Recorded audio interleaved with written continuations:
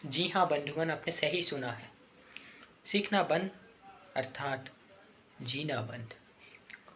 वास्तव में आपका मृत्यु तब नहीं होता जब आप इस संसार को त्याग देते हैं, या फिर यूँ कहिए कि आप इस देह को त्याग देते हैं। अगर देह रहते हुए भी, यानी देह में प्राण का संचार है, उस समय अगर आप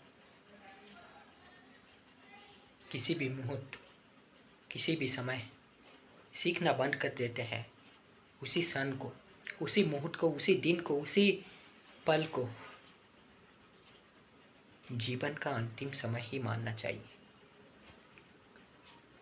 जीवन को आप कई तरह से परिभाषित कर सकते हैं, इसका कई तरह से परिभाषा दे सकते हैं, इसको कई तरह से आप देख सकते हैं। जिसका जैसे मनोदशा, जैसे मानसिकता, जैसी विचारधारा, जैसे दृष्टिकोण, वो उसको उस तरह से दृष्टिकोण कर सकता है, और जीवन उस तरह से ढल भी जाता है ना। और उस दृष्टिकोण से भी देखे तो जीवन सही भी होता है। परंतु एक चीज जो हमेशा सत्य होता है वो ये कि बंधुगण, मनुष्य एक ऐसा प्राणी है जो हर समय हर पल सीखते रहता है, और सीखना चाहिए। सीखना कभी भी बंद नहीं करना चाहिए। कुछ मनुष्य कहेंगे कि हमारे जीवन के 22, 23 या 25 साल तक हम सीखे हैं, उसके बाद हमारा क्या सब कुछ सीखना बंद हो चुका है, वहीं तक ही पढ़ाई था। अरे बंधुगण, वो आपका फॉर्मल एजुकेशन था, है ना। उसके बाद भी और भी बहुत सारे चीज़ें हैं। वो फॉर्मल एजुकेशन था जो सिर्फ आपको एक नौकरी दिला सकती है, एक जीविका दिला सकती है। परंतु जैसे मैं हर समय कहता हूँ कि अगर ज्ञान या बोध नहीं होगा तो आपका जीविका भी धर्मयुक्त होगा, ये संदेह में हो सकता है। क्योंकि ना उस समय हमें किस तरह का जीविका अपनाना चाहिए, कैसा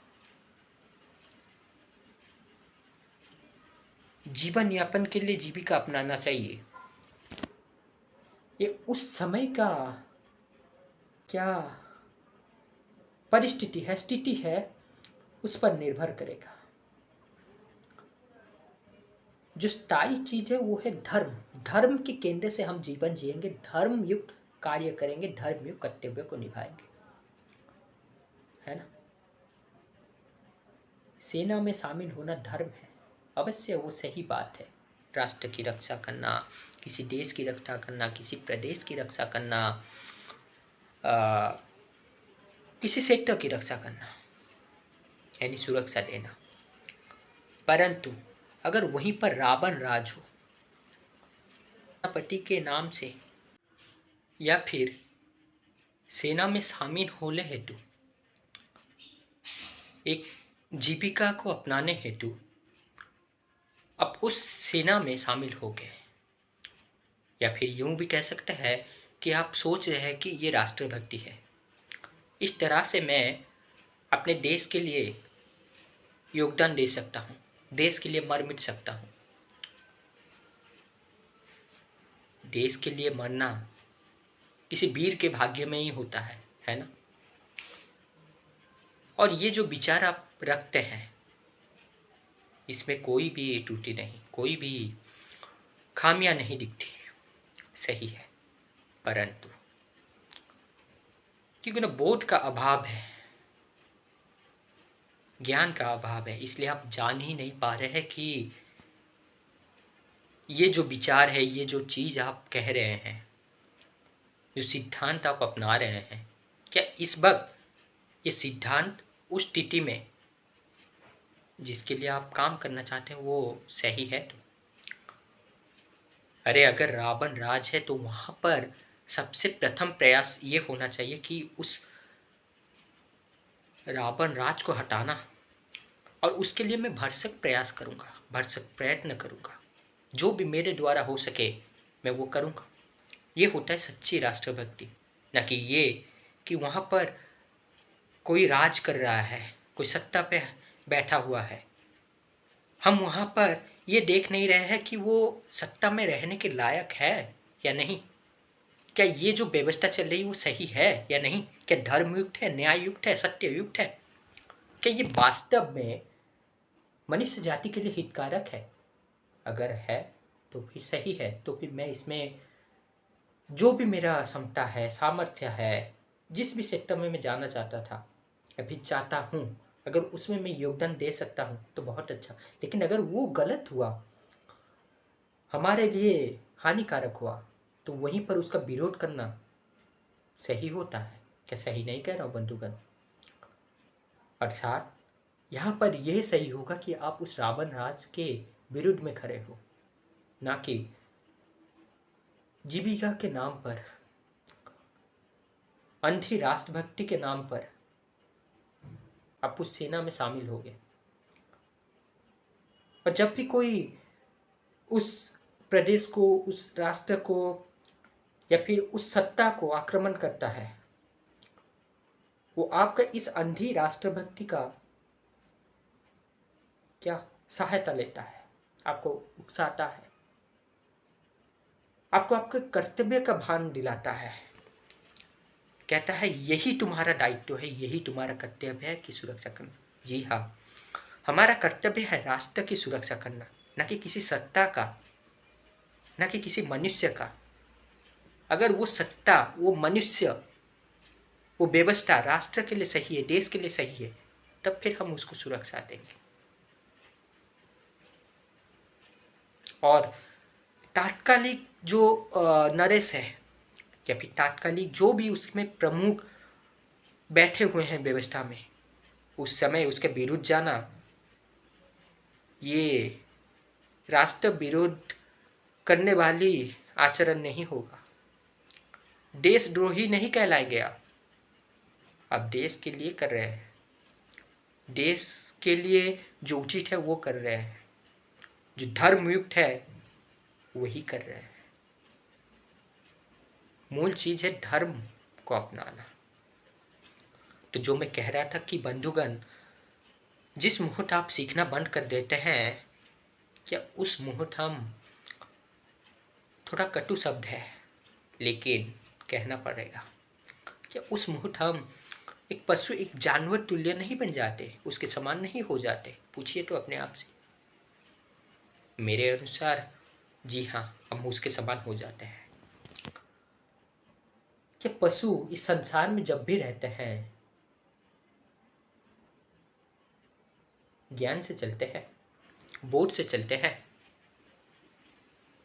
उनके लिए धर्म अधर्म कुछ फर्क नहीं पड़ता, न्याय अन्याय, सत्य असत्य कुछ फर्क नहीं पड़ता। वे सिर्फ अपने शारीरिक उत्सुकता के बस चलते हैं तथा प्राकृतिक नियम से चलते हैं, जैसे उन्हें बनाया दिया गया है वैसे ही। और ना ही उनमें वो क्षमता है, वो सामर्थ्य है कि वो ज्ञान ले सके, बोध ले सके और उससे अपने जीवन को सुधार सके। परंतु मनुष्य में निसंदेह ये है, और जैसे कि हम जानते हैं कि सीखने की कोई सीमा नहीं, ये अनंत है, तो प्रगति की भी सीमा कोई तय नहीं कर सकता, है ना? मरते दम तक हम सीख सकते हैं। तो फिर अगर आप सीख नहीं रहे हैं तो क्या ये आप अपने लिए सबसे बड़ी अन्याय नहीं कर रहे हैं? पूछिएगा अपने आप से। जब भी कुछ भी कार्य करते हैं, कुछ भी, हमेशा धर्म का आयाम लाइए। पहले देखिए वो धर्म है तो, धर्मयुक्त है तो, क्या वो सत्ययुक्त है? तभी जाकर उसको आगे बढ़ाइए। और जब तक आत्मज्ञान नहीं होगा तब तक आपको सही दृष्टि प्रदान नहीं हो सकता।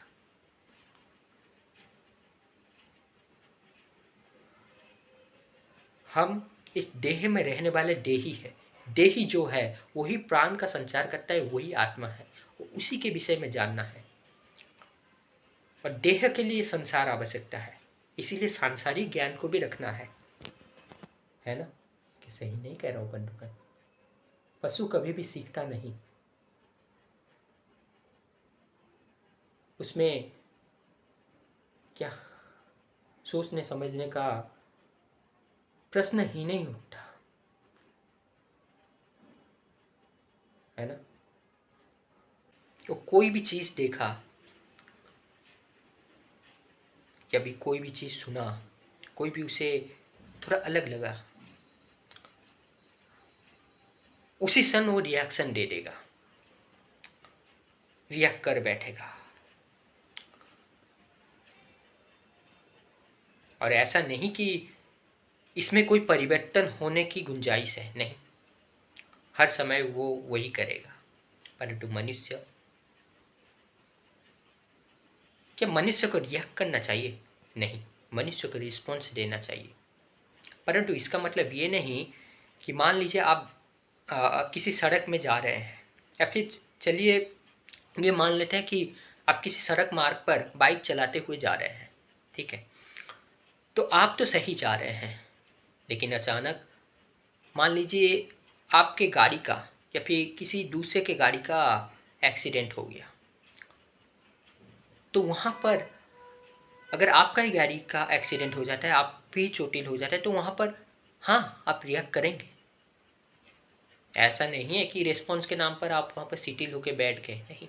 हाँ, अगर उस समय आवश्यकता है कि थोड़ा चोटिल हो गया हूँ, तो एक साइड में आकर, एक किनारे में आकर बैठ गया, थोड़ा पानी पिया, उसके बाद कितना गंभीर चोट हुआ है उसको देखते हुए हॉस्पिटल जाऊंगा, सहायता मांगूंगा, है ना?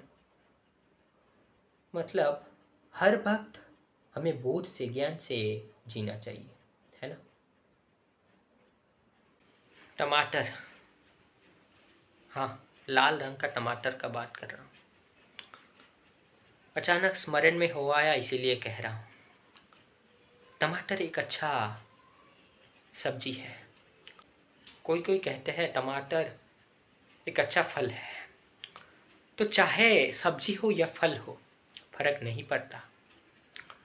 ये अगर आप जान गए तो ये जानकारी हुआ, लेकिन उस टमाटर को हमारे जीवन में उतारना किस प्रकार, न उस टमाटर को हमारे खाद्य में ले आना, इसी को बोध कहते हैं, इसी को ज्ञान कहते हैं। और किस वक्त किस मात्रा में लाना, यही बोध कहता है। मैं जानता हूं कि चोरी करना बुरा है, लेकिन जीवन में अगर लोभ के वशीभूत होकर मैं ये सोचता हूँ कि बहुत सारे लोग तो कितना चोरी कर लेते हैं, मैं तो थोड़ा बहुत कर रहा हूँ, अंश मात्र, क्या फर्क पड़ जाएगा? तो सोचिए, क्या ये महानता की कोटि है? नहीं, कभी भी नहीं। जो आप शब्द के माध्यम से उच्चारण कर रहे हैं और जो आप सोच रहे हैं तथा जो आपके आचरण में दिख रहा है, अगर तीनों में ही सामंजस्य हो, तब उसको आपका प्रकृति के रूप में पहचाना जाएगा। अब ये प्रकृति कैसा है, सत प्रकृति या फिर कुप्रकृति, ये निर्भर करता है आप क्या सोच रहे हैं, क्या कर रहे हैं और क्या उच्चारण कर रहे हैं। अगर आप चोरी ना करना सोच रहे हैं और चोरी ना करने का ही परामर्श देते हैं दूसरों को, यही उपदेश देता है आपका हर वक्त, तथा आपके आचरण में भी, आपके चरित्र में कभी भी ऐसा लांछन नहीं लगा कि आप एक चोर हैं। आप हमेशा ईमानदारी से जीते हुए आए हैं, तब फिर ये आपका एक सज्जन प्रकृति का उदाहरण होगा। लेकिन इसके विपरीत, अगर तीनों में ही सामंजस्य ना हो, आप कहते कुछ है, करते कुछ है, सोचते कुछ है, यानी चेहरा एक और मुखौटा एक,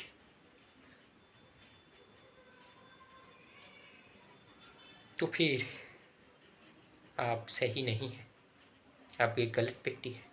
क्या सही नहीं कह रहा हूँ बंधुगण?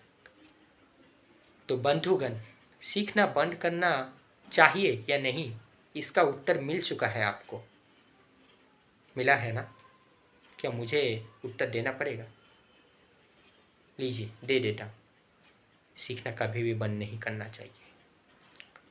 औपचारिक शिक्षा हमें एक ऐसी जगह पर ला आकर खड़ी कर देती है जहाँ से हम अपने अपने जीवन में आगे बढ़ने के लिए, एक जीविका को अपनाने के लिए उस शिक्षा का मदद लेते हैं, है ना? लेकिन उसके बाद भी बहुत कुछ है। और वास्तव में आज की जो शिक्षा व्यवस्था है, ये भी शिक्षा प्रणाली है, वो तो उतना खास नहीं है। इस विषय में किसी और दिन बात करेंगे। ये शिक्षा व्यवस्था आपको सिर्फ एक मशीन बना रही है, एक पैसा कमाने वाला मशीन, चेतना से जीने वाला मनुष्य नहीं, है ना? एक रोबोट की तरह। याद रखिएगा बंधुगण, मोरल साइंस धर्म नहीं होता। धर्म अनुसार नैतिकता को अपनाना मोरल साइंस होता है, न कि मोरल साइंस ही धर्म है। नैतिकता ये था कि अर्जुन कभी भी अपने पितामह का वध ना करे, उसके भाई का वध ना करे। परंतु धर्म ये कहता है कि ये सब रिश्ते नाते अस्थाई है। संसारी रिश्ते नाते हर वक्त अस्थाई है। कल क्या थे आपको पता नहीं, और आने वाले कल में वो क्या होंगे आपको पता नहीं। ये सब एक एक शरीर धारण करके अपने अपने प्रारब्ध को भोग रहे हैं और अपने अपने कर्म का भोग कर रहे हैं, यानी कर्म फल का। हमारा कर्तव्य है धर्म में चलना, और सामने चाहे कोई भी आए, अपने पिता आए या फिर अपने परिवार सदस्य की कोई भी आए, जितना भी घनिष्ठ संबंध हो, अगर वो धर्म विरोधी आचरण कर रहे हैं, न्याय विरोधी है, तो बंधुगण उनके विरुद्ध आवाज उठाना, शस्त्र उठाना, यही धर्म होता है। परंतु नैतिकता इसको नकारेगा। तो यहाँ पर नैतिकता को त्याग कर धर्म को अपनाना चाहिए। और देखिए, आज उसी धर्म की ही चर्चा हो रही है ना? वास्तव में मनुष्य ये भ्रम में रहते हैं कि नैतिकता को मैं अपना रहा हूँ, इसीलिए मैं सज्जन व्यक्ति हुआ, सही मनुष्य हुआ, है ना?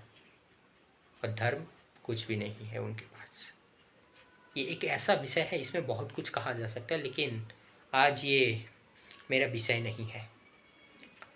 तो बंधुगण, जितना हो सके उतना ज्ञान लीजिए, उतना सीखते जाइए। चाहे कला हो, चाहे कोई भी शिक्षा हो, ज्ञान हो, कुछ भी हो, जैसे जैसे आप सीखते जाते हैं वैसे वैसे आपका प्रगति होते जाता है, वैसे वैसे आप नीचे से ऊपर उठते जाते हैं। आपका दृष्टिकोण बदलते जाता है। पहले अगर आप एक दृष्टिकोण से देखते थे, अब कुछ नया चीज़ आप धारण कर लिए, नया ज्ञान प्राप्त कर लिया, अब एक दूसरा एंगल, दूसरा दृष्टिकोण आ चुका है आप में, है ना? अब और सुस्पष्ट तरीके से, क्लियर, अच्छे तरीके से चिंतन मनन कर सकते हैं और अच्छा निर्णय ले सकते हैं। आशा करता हूँ मेरे इस बात से आप सहमत हैं। तो आज के लिए इतना ही था। फिर किसी दिन और एक वीडियो लेकर आपके सामने प्रस्तुत होगा। तब तक शांति से, सुख से, ज्ञान युक्त, धर्म युक्त जीवन जीते रहिए। और क्या आज का संदेश याद रहेगा या नहीं, ये मैं आप पर छोड़ता हूँ। Bye bye.